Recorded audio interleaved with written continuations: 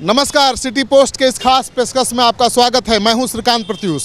आपको पता है कि 10 दिनों तक पटना भीषण जल जमाव के संकट से जूझ रहा था।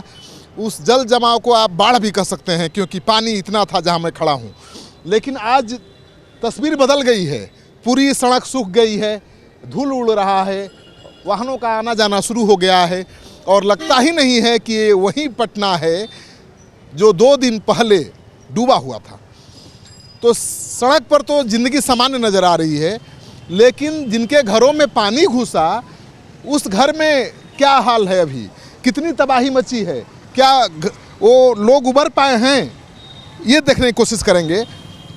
आपके भी घर में पानी घुसा था? नहीं, मेरा घर स्पेशल था ना, तो पानी सुशील मोदी का इलाका था। ऊपर थी कि नीचे थी? हम नीचे ग्राउंड फ्लोर में। आप नाराज मत होइए, हम आपका हाल ही दिखा रहे हैं। पानी घुसा था तो ऐसा सवाल ही पूछ रहे हैं हमसे। नहीं, ऊपर जो होगा उसके घर में कैसे घुसेगा? ऊपर नहीं, हम नीचे रहते हैं। तो बताइए क्या क्या तब आप आइए, देखिए, आप ही देखिए आके मेरे घर का क्या हाल हुआ। नाराज क्यों हम पे हो रही हैं? हमने डुबाया तो नहीं है। नहीं, हम आप कहाँ कर रहे हैं? आपने डुबाया, हम खुद ही डूब गए। आप थोड़ी डुबाइए। देखिए हमारे घर का क्या हाल हुआ। सारा चीज तुम दिखवा चुके, फर्नीचर अपना पूरा। यही मेरा बिजनेस भी था और यही मेरा घर भी है। वो आप यहाँ बुटीक चलाती हैं क्या? बुटीक नहीं, हमारे हस्बैंड का बिजनेस यही है। देखिए ये हम लोग का गोदाम है। और ये सारा पूरा पीछे बिजनेस होता है, कारखाना हम लोग का फिनाइल बनता है। और यही मेरा घर भी है रहने का। तो इनका यही घर है और यही इनका कारखाना भी है, यानी व्यापार कारोबार भी है। तो सब कुछ तबाह हो गया। देखिए घर में एक फर्नीचर के नाम पे एक कुर्सी भी नहीं बचा है। मेरा 3 पलंग टूट गया, फ्रिज टूट गया, गॉडरेज का अलमारी, मैंने सारा टीवी टूट के गिर गया, मैंने कुछ भी नहीं बचा। स्टोर में तो सामान भी बहुत बर्बाद हो गया। पूरा सामान अभी तो, हाँ पूरा सामान 90% सामान मेरा बर्बाद हो गया है। 90%। फिर जीवन पटरी पर कैसे लौटेगा? देखते हैं क्या होगा। मुश्किल लग रहा है ना? मुश्किल का बहुत मुश्किल है। अभी हम लोग 15 दिन से अपनी बहन क्या है पटना सिटी, ये तो रहने लायक भी नहीं है अब। तो आप देखिए कितनी तबाही मची है इस घर में। और घर ही नहीं, बिजनेस कारोबार भी तबाह हो गया है। ये सब बिजनेस का सामान है हमारे हस्बैंड, क्योंकि यहाँ रहती हैं और नीचे इनका स्टोर रूम था, यहीं पर इनके कारोबार से जुड़े हुए सारे सामान रखे हुए थे और पानी में डूब गया। यहाँ इतना पानी था। आप को हमने तस्वीर दिखाई थी जल जमाव का, जल जमाव की तस्वीर हम दिखा चुके हैं। घरों में हम पैदल उतरे थे, एनडीआरएफ की टीम ने जब नाव पर चढ़ाने से मना कर दिया था और घरों में आकर हमने इस इलाके में जायजा लिया था। इतना पानी था और अब पानी तो बिल्कुल नहीं है, लेकिन तबाही का जो निशान छोड़ गया है जल जमाव, उसको दिखाने की कोशिश कर रहे हैं। तो पूरा इनका परिवार तबाह हो चुका है, इनका कारोबार तबाह हो चुका है। और ये एकलौता ऐसा परिवार नहीं है, हजारों हजार ऐसे परिवार हैं जो जल जमाव में तबाह हो चुके हैं। पटरी पे आ सकते हैं हम लोग, कब आएंगे पटरी पे? आपको लगता है कि हम लोग पटरी पे आ सकते हैं अभी? सरकार से क्या मदद चाहिए? सरकार क्या, सरकार कुछ मदद करेगी? कुछ नहीं करती है।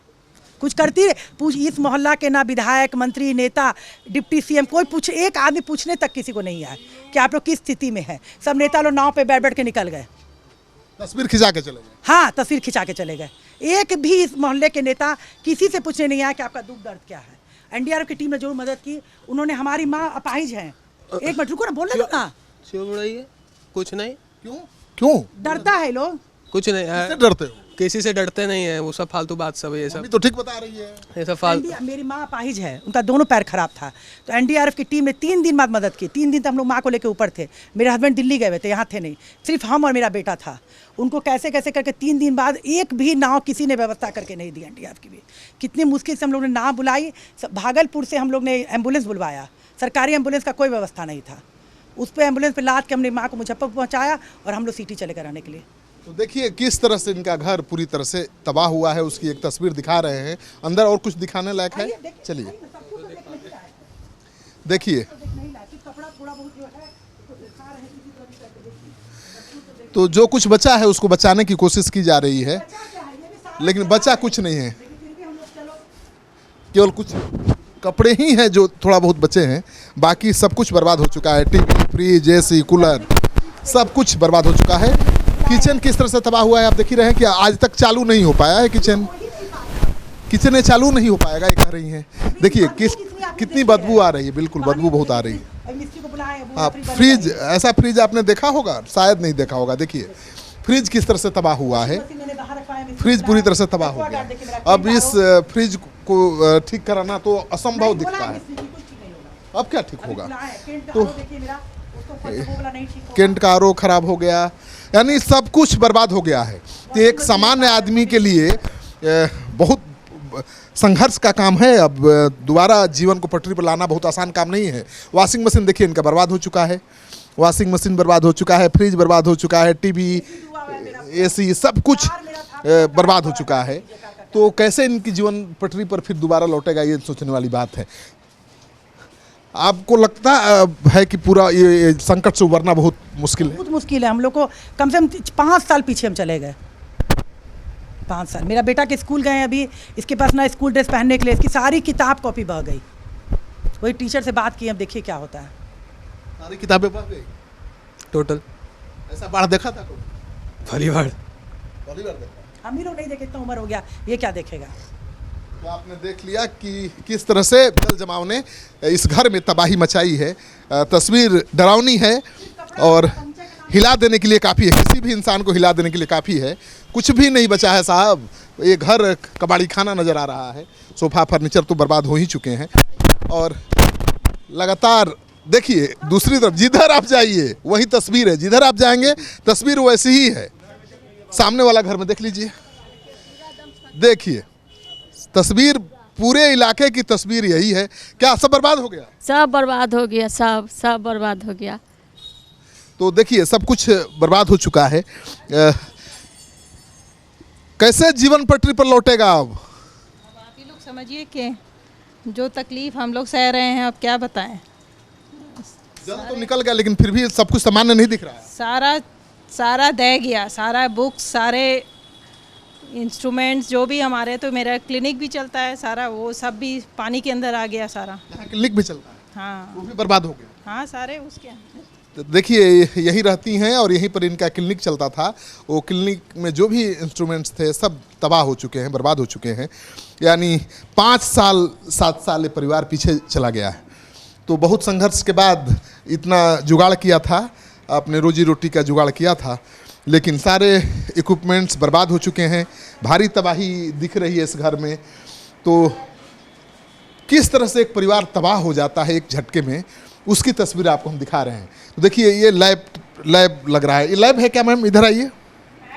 ये क्या होता है यहाँ? डेंटल क्लिनिक है। Dental clinic? डेंटल क्लिनिक आप ही का है? या मेरा ही है। तो आप कितना दिन में इसको आपने तैयार किया था, कितना खर्चा लगा के?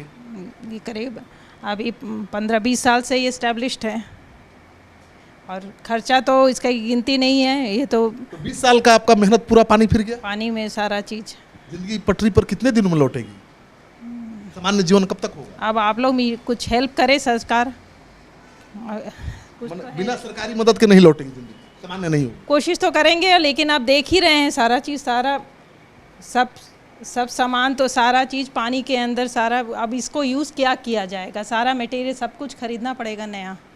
तो जिन लोगों की गिनती अच्छे खासे परिवार में होती थी, अच्छे खासे डॉक्टर माने जाते थे, सुखी और संपन्न माने जाते थे, वो तबाह दिख रहे हैं। इस तरह से लग रहा है कि झुगी झोपड़ी में हम आए हैं।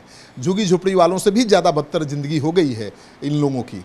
तो देखिए कितनी तबाही मची है। ये परिवार पूरी तरह से बर्बाद हो चुका है और लगता नहीं है इनको कि बगैर किसी सरकारी सहायता के इनका जीवन फिर दोबारा पटरी पर लौटेगा।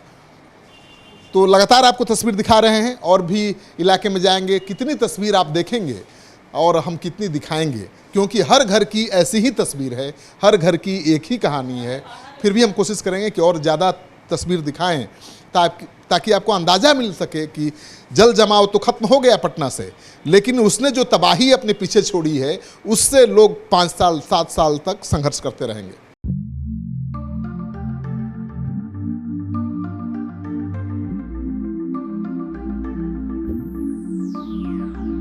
चलो चलते हैं। पर कहाँ? एक सरप्राइज है आपके लिए, थोड़ा सा वेट करो, बट चलो। Oh really? Yes. I like surprises, but make sure कि सरप्राइज अच्छा होना चाहिए। डोंट वरी डियर, ये बेस्ट सरप्राइज होगा अभी तक का। पापा मुझे भी सरप्राइज चाहिए। हाँ बेटा, ये सरप्राइज आपके लिए भी है, चलो।